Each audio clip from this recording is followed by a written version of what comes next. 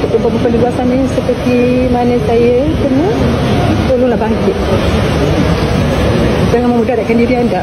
Jadi itulah kata-kata Ukasha Senrose. Perempuan-perempuan yang di luar sana yang kena macam dia, tolonglah bangkit. Janganlah memudaratkan diri anda. Yang pertamanya, apa yang boleh teman cakap, teman tak tahu langsung cerita pasal apa demo jadi hobi tu. Dan rasanya bukan teman aja, semua yang di luar sana pun tak tahu sebab musabab yang betulnya. Jadi untuk kita yang dengar cerita seperti ini, tak perlulah nyokong sana nyokong sini, sebab kita pun tak tahu apa cerita sebenarnya. Itu yang pertama sekali. Tolonglah keluar, jangan memudaratkan diri anda.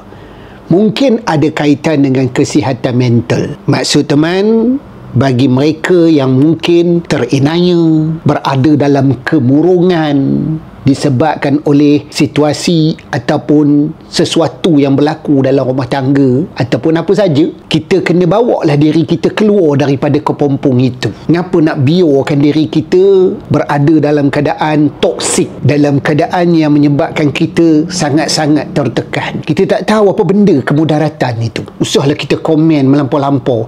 Ini ada pula yang komen dia dah apa Pazura nombor 2. Mana kita tahu cerita dia tu apa siapa? Apa yang berlaku dalam rumah tangga dia, kita pun tak tahu. Cuma orang ni bila dia melalui fasa-fasa yang sangat menekan, mungkin dia boleh membawa kepada kemurungan, mungkin dia boleh jadi PTSD, mungkin dia akan menyebabkan kita ada anxiety, stres yang melampau. Jadi kalau kita ada benda-benda itu semua, sebaik-baiknya memang kita keluarlah daripada kepompong itu. Kalau kita betul-betul nak memulihkan emosi kita.